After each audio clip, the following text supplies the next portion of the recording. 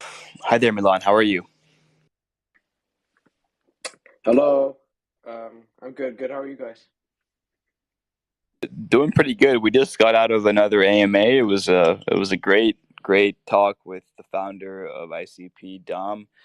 But we're here today to learn about Ignite DAO. Milan, before we get started, do you want to give our community a quick background into yourself, your career trajectory, your origin story, and also how you made that leap ultimately into Web3? Sure, sure. So, I joined the industry in 2017, back when not this last bull market, the bull market before, where I was having an existential crisis as I was finishing my degree in business, not knowing what to do in life.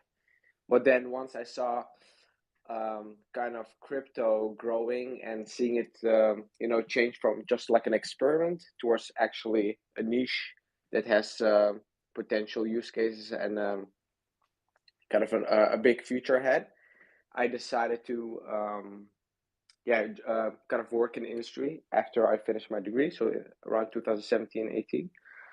Um, I have an international business background, so I started kind of entering the space with helping kind of Chinese or Asian projects internationalize towards the Western market and helping them with marketing, business development, community management, um, and stuff like that.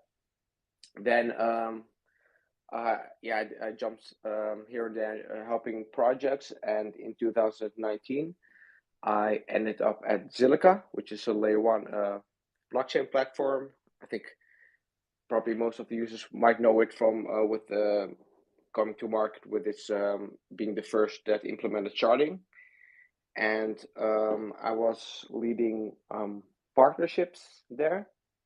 And in 2021, I decided to work on my own project, also on Zilliqa, starting at Zilliqa, which is basically a DAO. It's also the first legalized DAO in the Netherlands, to kind of create kind of new um, solutions, bottom up approaches in DeFi and the NFT market. And yeah, since then I've just been working on building and recently launching our smart contract wallet. And we have some other stuff coming up, but that's basically a summary and journey since 2017 until now of what I've been doing. Yeah.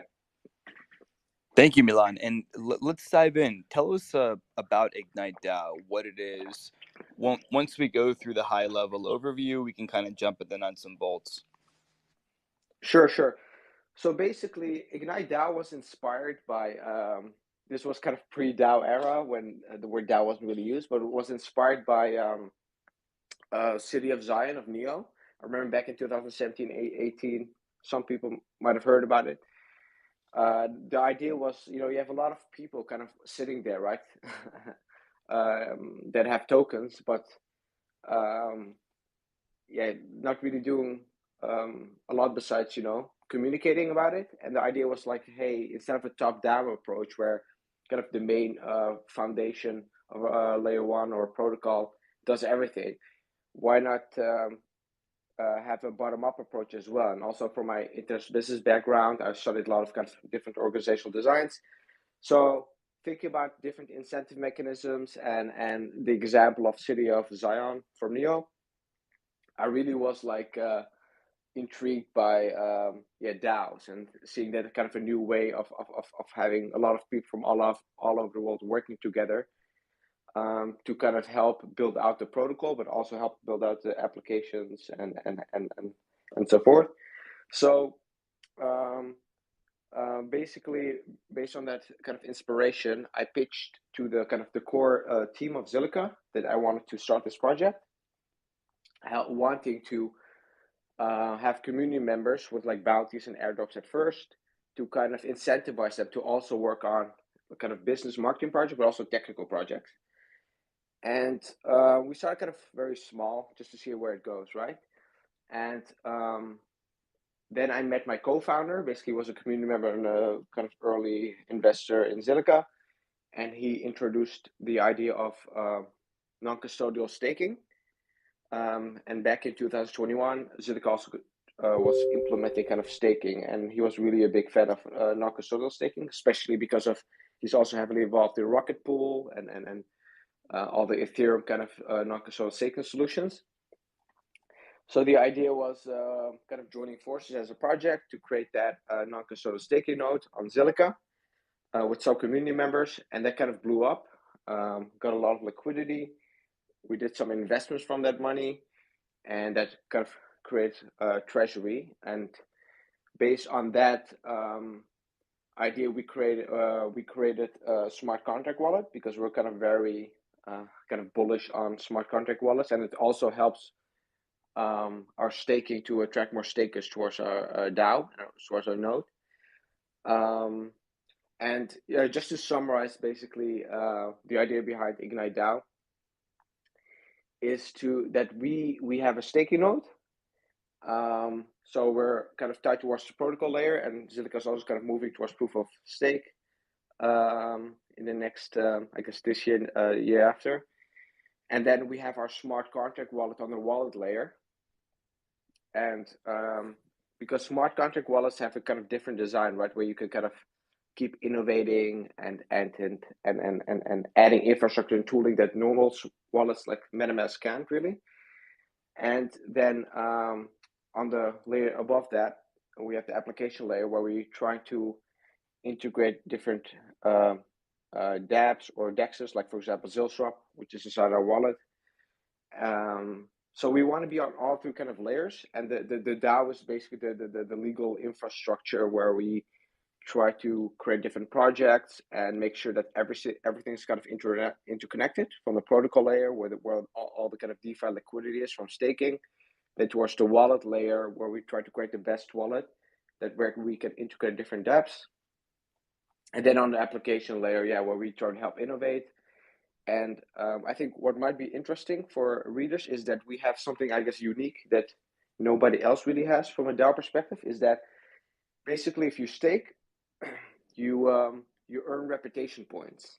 So let's say you stake 100,000 ZIL, you earn, let's say, 100 reputation points, and we stake 50,000, you earn, let's say 50, right? So the more you stake, the more reputation points you earn.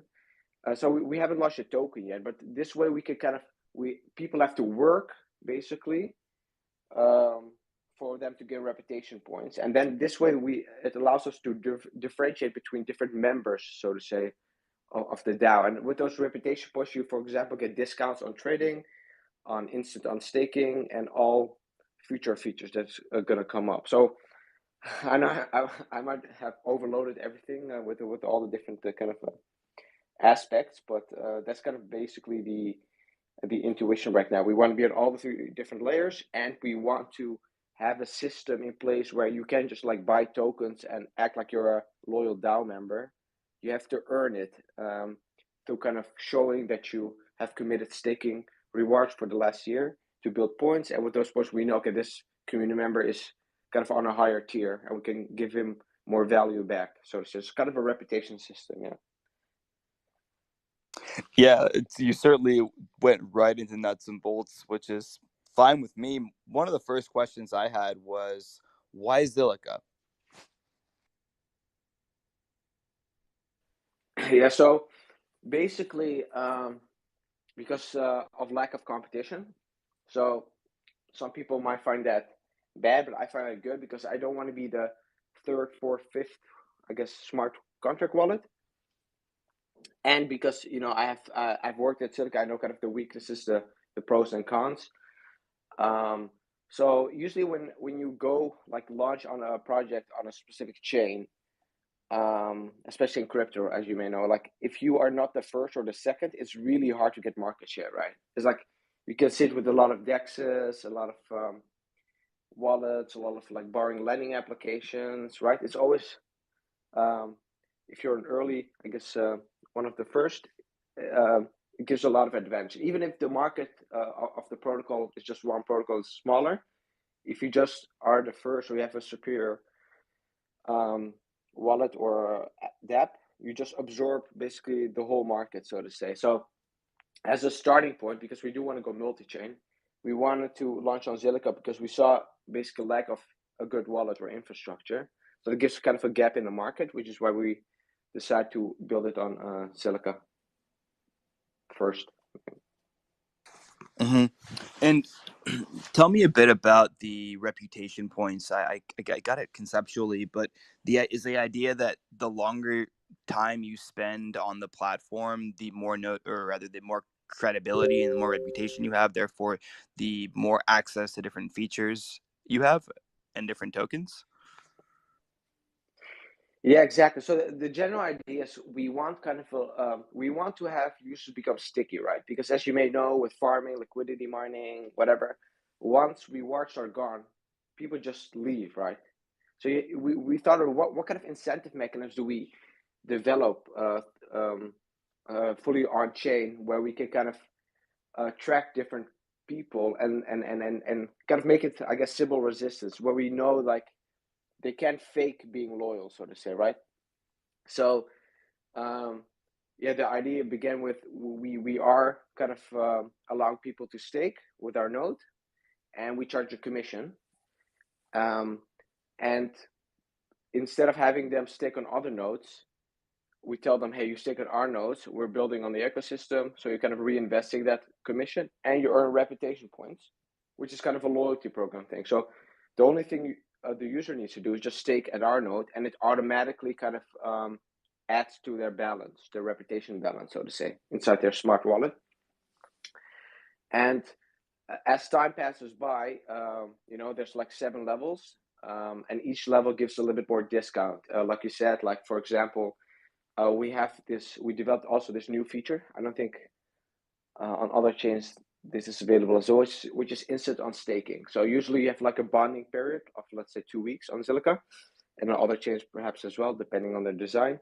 But we created a kind of a single-sided pool where you can kind of instantly on stake and avoid the bonding period, but you pay a commission for it, right? Which is now like 2.5%. So you don't have to wait 2 weeks. And some traders or people just want their tokens right now, right? Just because, let's say something goes up 100% or 200%, you don't want to wait 2 weeks, because if it just goes down 5% or 10% or 20%, you kind of lose that the timing to sell. And with the reputation score, basically, let's say you are level 2, you get like 10% or 20% discount on that instant on staking feature. Similar with trading and some other features we're going to launch in the future. So the idea would be we have a certain amount of features that they can, with their reputation score, they can get discount. But the more we build, the more we expand, the more valuable, I guess, the reputation points will become, which allows the users to become more sticky, and which allows our wallet users to increase and our revenues to increase, to then kind of keep building and kind of creating this a positive loop of loyalty and also expansion. Yeah, so I'm not super familiar with the Zilliqa ecosystem, but I'm assuming there are other DeFi applications being built. Is Torch going to be able to interface with other DeFi applications? I know that it has its own proprietary DEX, and I mean, I was going through all the different um, things that you guys offer: swaps, limit orders. And, like you mentioned, the instant unstaking, but would love to know how it works with other DeFi Legos. Yeah. So I guess the main bottleneck last cycle for Zilliqa was that it had its own smart contract language. So so as you may also know, if something is on Solidity or is compatible with Solidity, you can just fork it right on your chain, like Avalanche did, like Phantom did, like a lot of other chains give that possibility.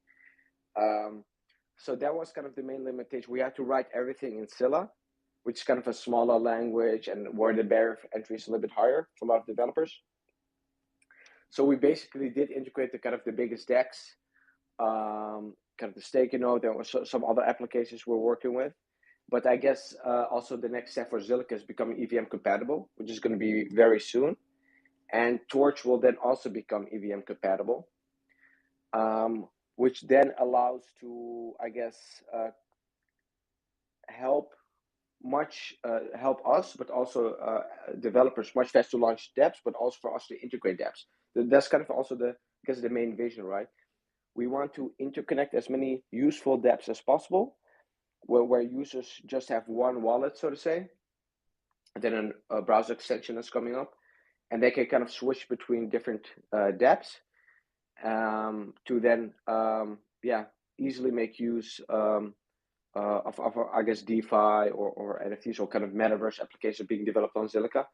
And then again, it comes back to, as a DAO, we kind of can tie to reputation points as well. So the more users will also benefit for kind of connected to these dApps and getting like maybe airdrops if you're like a level 2 reputation point users, that we could kind of give them extra advantages that could compound from different dApps on from our partners, so to say. Oh, what's liquidity like on Zilliqa? I know that I'm asking Zilliqa questions, but as it pertains to Torch, what's the liquidity of tokens like, and how many different tokens that folks are familiar with are on the DEX and on Zilliqa? I guess the liquidity is okay on centralized exchanges. Like, I guess the main applications people might know is X Academy, which is like a fan token engagement platform for YouTubers, which recently just launched. And then you have Luna Crush, which is basically a data analytics platform that a lot of people use. They launched their tokens on Zilliqa. And then you have a stablecoin called the Singaporean stablecoin that launched on Zilliqa that a lot of kind of people use because it's kind of differently backed, right? It's a little bit more, I guess, stable, so to say, the Singaporean dollar than other currencies. And then you have some other stablecoins like Indonesian stablecoin. So those are, I guess, the main I guess tokens people might know that are from the outside. But yeah, then again, the token economy is, I guess, if you have to compare to a lot of other L1s, a little bit nascent. And I think, again, it comes back to the language, the smart contract language, and launching that. But as Zilliqa is becoming, is going to launch its EVM compatibleness very soon, and they also develop their own projects that are going to be launched on Zilliqa, I think the token economy will kind of go through that similar bull effect as happened to other L1s once they become EVM compatible. Milan, are there any other products that Torch is currently working on that you're able to share with us? Sorry, I meant Ignite. I mixed the names up. Are there any projects that Ignite? Yeah, no worries. Yeah, I guess just short term. What I can say right now, because some things we're working with Zilliqa itself, is that we're launching kind of a browser extension as well in the next weeks to allow for NFTs to be traded directly with your wallet and stake directly with your wallet and become kind of the main browser extension as well, because we're fully mobile right now. So that's kind of our main focus so far. And then it's the EVM launching the EVM wallet and kind of going, I guess, towards a multi-chain direction as well. So those are, I guess, short term what Ignite is working on.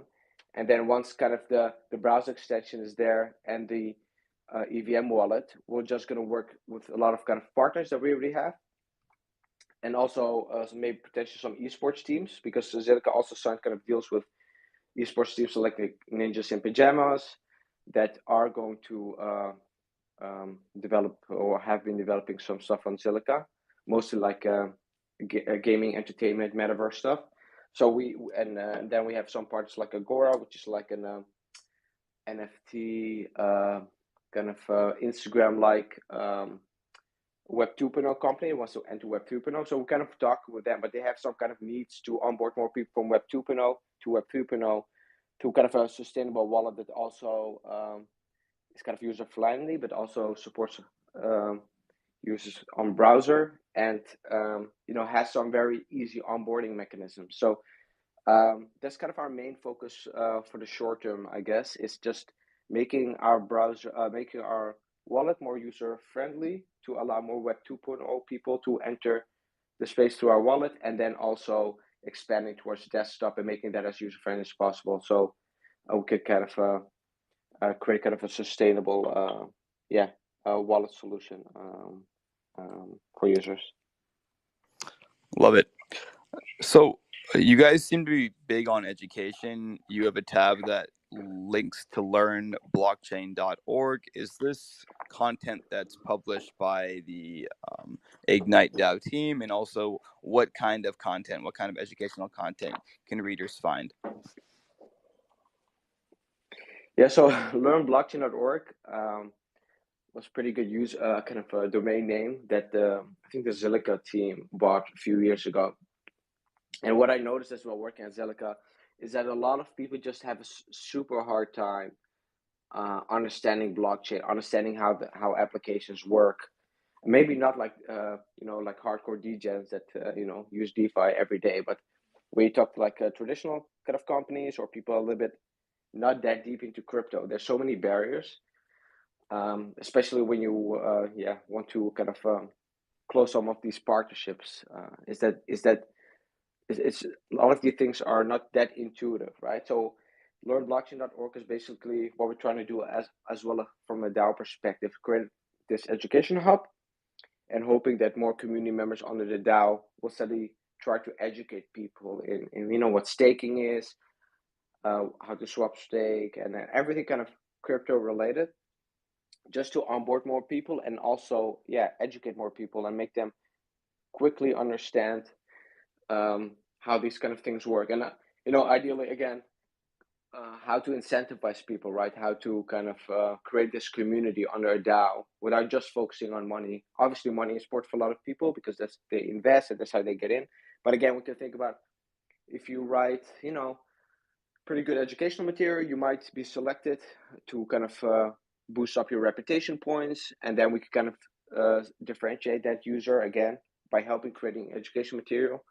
And maybe giving like NFT badges and giving them extra advantages, for example, with one of our partners. So we try to education is foundational for us, and that's why we created that website and launched kind of this education portal, so to say.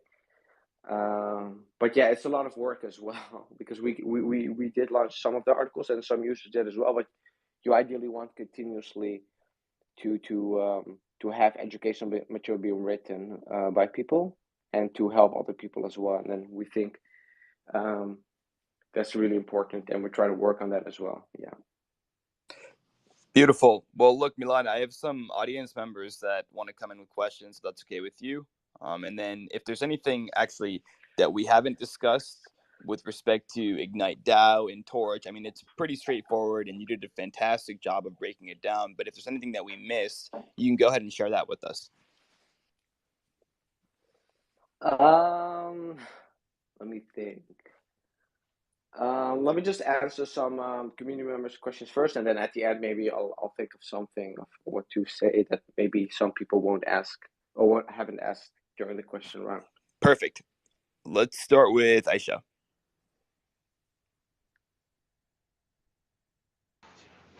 Yeah, thanks, Noah. I can see in the Google Play Store data safety section that Torch Wallet app collect location and device or other IDs. I was wondering why is Torch Wallet app collecting this data? I think we don't collect that much, only like IP addresses. So we're definitely trying to be non-custodial and not collect anything personal. But I guess going through the Google Play Store, we did select some of these things that are important, just so we make sure that you know we're not getting in trouble legally speaking. And also for tax reasons, we might have to know where our users are located. But generally, we're not really collecting anything, I guess, what can be considered private. So it should be okay. Okay.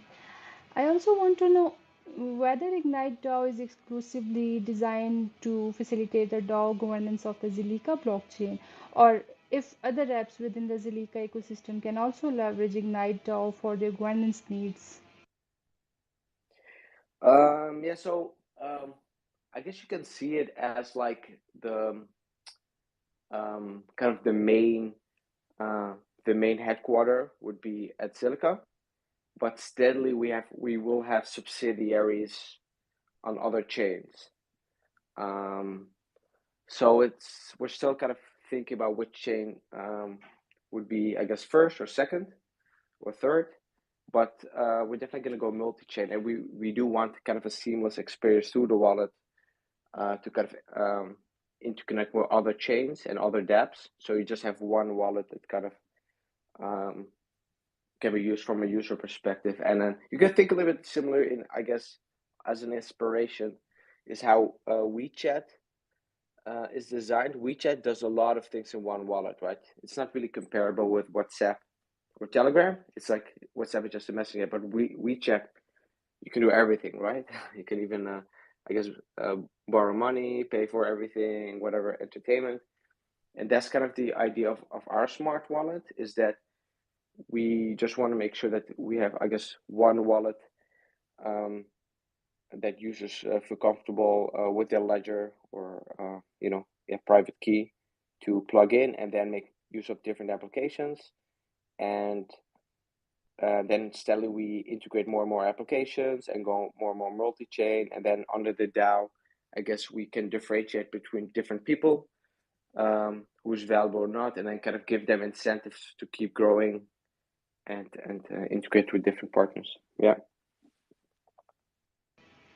Understood. Your website indicates that Ignite DAO is the initial decentralized autonomous organization officially registered in the Netherlands. I'm interested in knowing the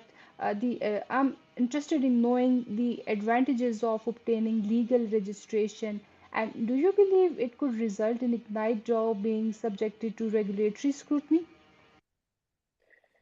Yeah, so I think this is a pretty important point, is that if you're not, I guess, from my perspective, if you not have the legal infrastructure to back up that you're kind of decentralized, then you always have this, I guess, confusion if the DAO is actually decentralized, right? Because it could just be an LLC that runs everything, and they can always stop the DAO, so to say, because you have to trust the people that are behind the DAO, and paying taxes for the DAO, whatever. That it's not gonna go corrupt or anything bad's gonna happen. So it took us a long time to think of a design that allows community members to have legal rights, so to say, for voting and making changes towards the DAO. We haven't gone live yet with the voting mechanism because we want to start first small, because I took part in other DAOs and know how you don't want to take big decisions first. So you want to first start small with, okay, how much should the fees be, for instance, on staking, for example, just see how people interact with with one another, and then steadily kind of give them more responsibility. But yeah, we are the first, I guess, legalized DAO in the Netherlands. There are not a lot actually in the world. I think some are in Wyoming, but I think that could give us an edge also as as blockchain becomes more advanced next years, and as we're going to work with more partners and have to work with the government and governments to show that everything is by the books. If they see from the get-go we have this infrastructure in place and everything is kind of scalable from a legal perspective, would gives us benefit, and also makes us a kind of a role model. I had also some university professors try to kind of know about our infrastructure, how we did it, because it's always kind of difficult to kind of and experimental to create a legal infrastructure for this. And that's why we also partnered with one of the leading law firm, Dutch law firm, but leading European and even from on a kind of world perspective for blockchain, and also a tax specialist, leading tax specialist in blockchain, to help build us kind of this. They're actually also part of the DAO itself. So it was very kind of interesting journey. We're probably going to write a little bit more about this to give people a better perspective on what does it actually mean to be a DAO, right? You can say you're a DAO, but do you have the kind of legal infrastructure ready as well to make sure that you distribute power in the right way as you scale operations. All right, that makes sense. Okay, your website also states that you invest in cryptocurrency projects through your thesis-driven investment vehicle, Ember Capital. Could you please elaborate on Ember Capital and clarify whether you solely invest in projects on the Zilliqa blockchain or consider projects on other blockchains as well? Yeah, so Amber Capital is basically investment vehicle under the DAO, where we indeed kind of invest in projects if we see potential. We don't just invest in Zilliqa project, but we have mostly. But it just depends on the potential and the value we see. But in the future, definitely if we increase our treasury, increase our kind of revenue, we just keep on injecting capital, so to say, back and invest in projects, build more stuff, and making the DAO more valuable. So it's definitely open towards all projects, so to say, on every chain. And then we can also make strategic partnerships, so to say, like, hey, we invest in a project, that we can integrate that and maybe do an airdrop for our users, so to say. But yeah, we're definitely open towards investing in different projects. Right now, obviously, we had a heavy bear market, so a lot of our funds were just going towards development. But if the kind of the industry starts to pick up, fortunately, today was a really good green day, so it gives us a lot of potential for hopefully kind of a steady growing trend, which gives us also the possibility to invest more in projects. Okay, best wishes. Okay, and related to the my previous question, will the decision-making process for investing in specific projects be determined by Ignite DAO governance? Right now, me and my co-founder basically mostly decide if you want to invest in projects, but it could be like in the future, like I said, if we see that we can give community members more responsibility, we definitely might do like a voting process, so to say, where people, for example, that have a specific Ignite decentralized ID or token or NFT can vote on if this project should be accepted to get capital, and kind of the project itself need to pitch. But this I guess a little bit at a later stage where we want to steadily decentralize more, because obviously this is a lot of responsibility, right, guys? So we wanna, it's possible, but we want to see first what kind of difficulty community members' decision making and collaboration can be for like the first 3 months, the next 3 months, and so forth. Yeah. Understood. Okay, last thing for me. I want to know, will Jesus Strikers be able to participate in voting process through Torch wallet? Yeah. So we probably will allow Diesel token holders to take part in voting. So our kind of voting portal is kind of finished right now. We haven't launched it yet. We're going to probably start it with Diesel holders. Just to give some context to people, Diesel is basically the governance token of the Zilliqa protocol. So usually, people launch governance tokens for, I guess, DAOs.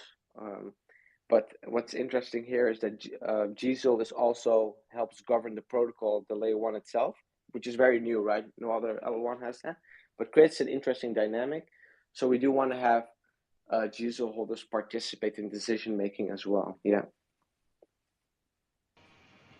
Got it. Thank you. Thank you so much for answering all my questions. Yeah, no worries.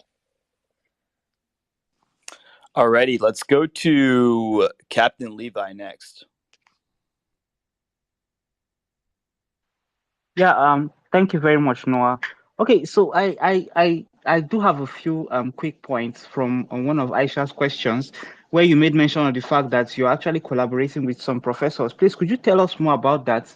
I respect professors as highly intelligent individuals, And for a professor to show interest in the blockchain space, it means that there must be something really unique about this project. So, what aspects were the professors interested in, and were they willing to? How was their demeanor towards the project itself?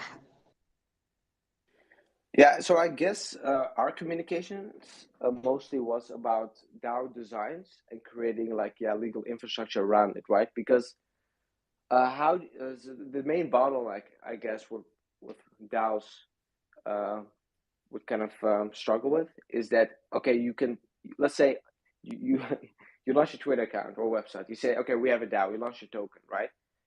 But how do you make sure like legally it's decentralized, right? Because if it's legally not decentralized and somebody kind of let's say, I don't know, one party sues the company behind the DAO, how do you protect, let's say, the DAO infrastructure, right? So you have to kind of create a design that doesn't really exist so far. I mean, it's starting to exist. We're one of the, I guess, the first DAOs they created to then allow people to have voting rights, and also make sure that it's kind of legally decentralized, so to say. So that it's a very complicated infrastructure. I'm probably going to create like a post about it, so to explain people how they kind of legally are covered. But the idea is that if you vote, it's actually it's not just it's not just saying that you're part of the DAO. It's actually you have legal rights. Let me just Google I have the Dutch word. I'll make a blog post about it. It's a little bit complicated on how all these different parts work, but yeah. So you have kind of legal rights, and the professors, I guess, that looked around or found us or had discussion were interested in how do we set it up, and I guess use us as a case study for their students of DAOs that are legally registered. So I guess they found it interesting because there are not a lot of examples if they would talk about DAOs, for example, in their lecture series, how they are actually DAOs from a kind of legal perspective. Yeah. Wow, that's quite interesting. I'm only actually happy about the fact that no one is actually left behind in both providing and giving education. My next question is about your wallets. I can see that you already have the Android and Apple wallets. The first question I actually have is concerning the Apple related wallets. It's actually not an easy feat to pull an application and on Android iOS, on Apple iOS, more especially a wallet or a Web3 related application. So how are you able to bypass all the drawbacks, and how are you able to, go through all the hassles of, putting this kind of criteria of application on iOS store? Yeah, it was indeed not that easy compared to Google, which just took a few days, I think even less, and took like months for Apple. It was mostly, I guess, the biggest problem was NFT related stuff, and we currently do not directly support NFTs inside iOS, although we have everything ready, so we might kind of try again. But that's why we're also gonna work on the browser extension, so to say, where you can kind of display the NFTs and work with the NFTs on the browser extension, and then still may be able to sign transactions through your mobile wallet, so to say. So we're trying to work around it, but yeah, Apple is kind of very strict, and we're definitely kind of thinking a little bit ahead, like how do we kind of make sure that we're not going to get in trouble, right? With if Apple all of a sudden next week is going to change their minds again about crypto. So that's why the browser extension is also a way of putting some of the code there, and then use the mobile applications a little bit more loosely just to sign transactions, where we don't have to kind of block people from access to their funds, or not being able to show the NFT, so to say. So it's kind of work in progress, and we do have a law team looking, and every time something changes from Apple's side, we try to be a little bit ahead of the curve. But so far, is going okay. Although the NFT stuff is a little bit gray area, but I feel like because of pressure, I think Coinbase put a lot of pressure, some other companies in changes from Apple, and I think they're becoming a little bit more loose. So let's hope for the best. To be honest, I'm really amazed you guys could actually pull it off, and I really hope that the gray areas become resolved as quickly as possible. My next question is about your Medium article. If my browser is showing me the correct site, I can see your last post was October 11th, 2021. Have you guys discarded, updating articles on Medium? I still feel Medium is actually a good source of providing information. Well, basically, we mostly want to use our kind of the Learn Blockchain Hub, education hub for our articles instead of Medium because we want to make sure that kind of gets more populated. So we might post as well as Medium the same article, but we think that Learn Blockchain, also the name and the SEO, and making kind of this educational hub where people go there, which will also then help promote, I guess, Ignite DAO because we kind of launched the website ourselves to then onboard more people. So most of our, I guess, education material is right now going there. But let's say if a lot of people want us to post on Medium as well, we might post there as well in the future. Yeah. Yeah, sounds good. I understand the fact that you need to attract more traffic to your own personal website. Here's my next question. I I wanted asking about your wallet extension. You already touched on that. Now you said you're going to be integrating it with your iOS. Is the wallet extension going to be a featured copy of what the Android Touch wallet will be, or is there going to be some any particular differences?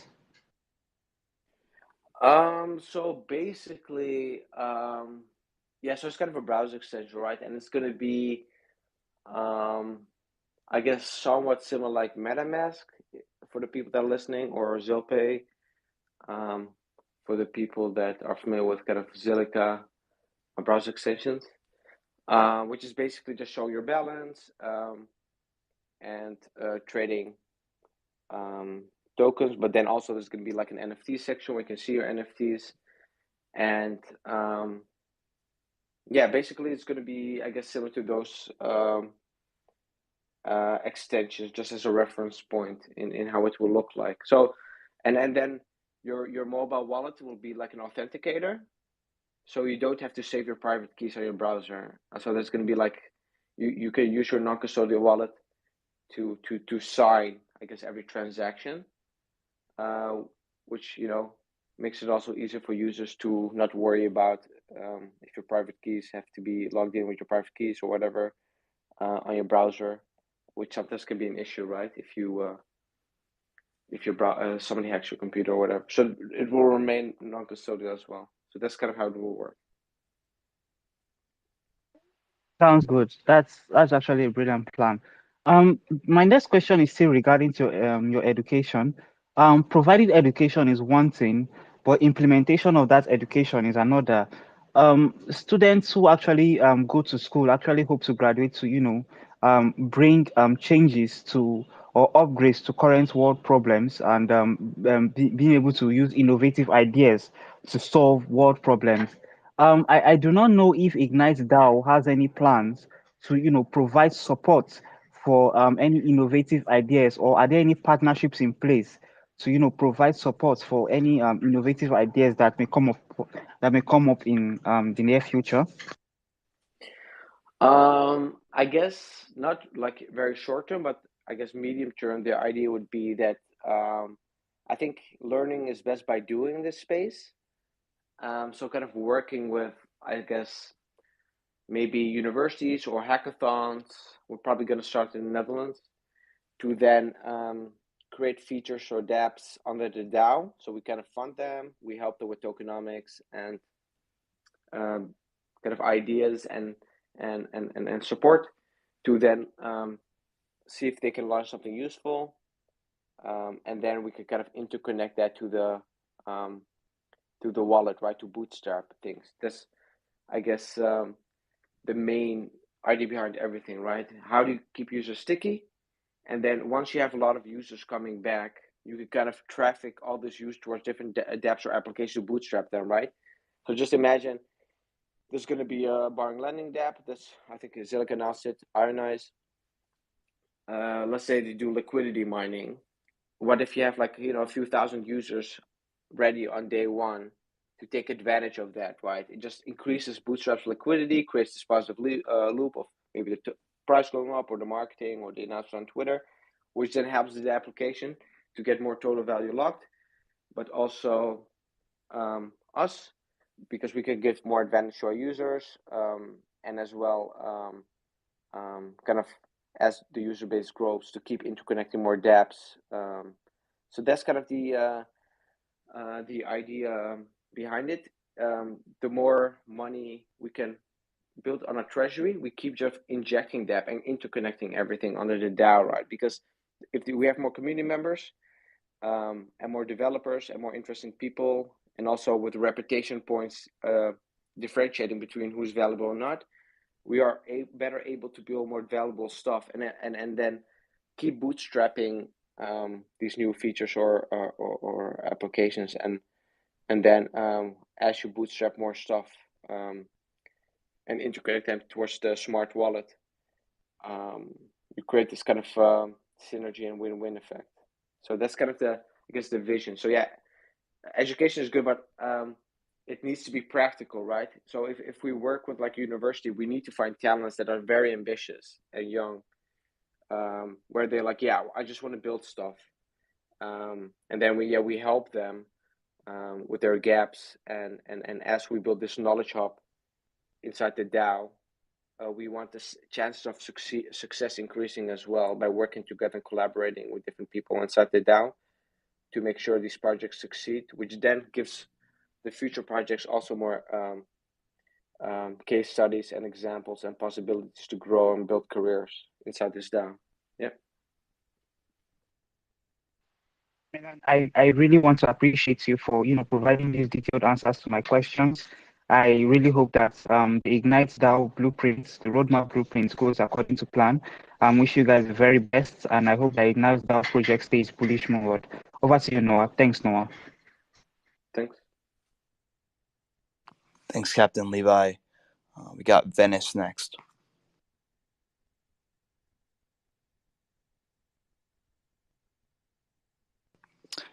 Venice, you there?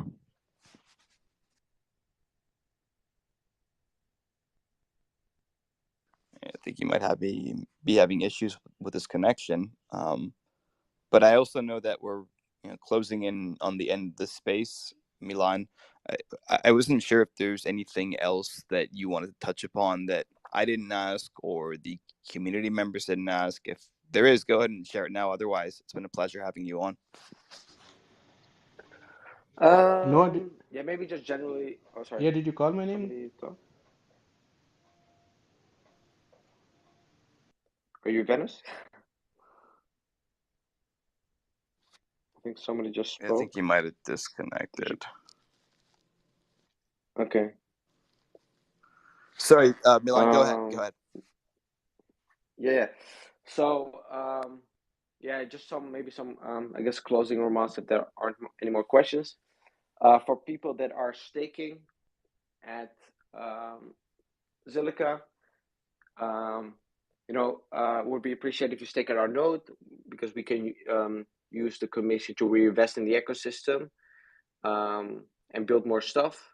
And as we kind of grow and expand, we kind of keep creating this reoccurring revenue streams to create this positive loop. And our aim is just to build things from the ground up and keep interconnecting things to make the DAO environment more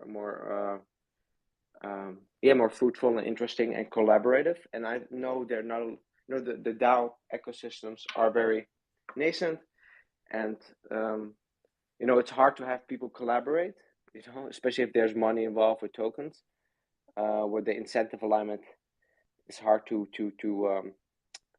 kind of make it stable, especially if something goes up a lot or something goes down a lot. But I do think DAOs are going to be part of the future, and as more tooling, infrastructure, and experience is being had, there's going to be endless of possibilities for people all around the world to build careers, build new innovations, and work together with like-minded and interesting people. So I hope people like what we're doing, want to kind of help and think about kind of the things we're doing. And if you guys have ideas or whatever, just you can always DM me or ping me on Telegram. I'm always around.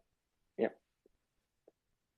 All right. Well, thank you again, Milan, and thank you, Whalecoin Talk community, for joining. This is another episode of the Aquarium. My name is Noah, and remember, everything you hear on these broadcasts is meant for educational purposes only. Nothing is financial advice. We'll see you all on the next one in about 2 hours. We have Kevin from Tezos coming on, so stay tuned. Thanks a lot, Noah. Thanks, everyone. Talk to you guys. Bye-bye.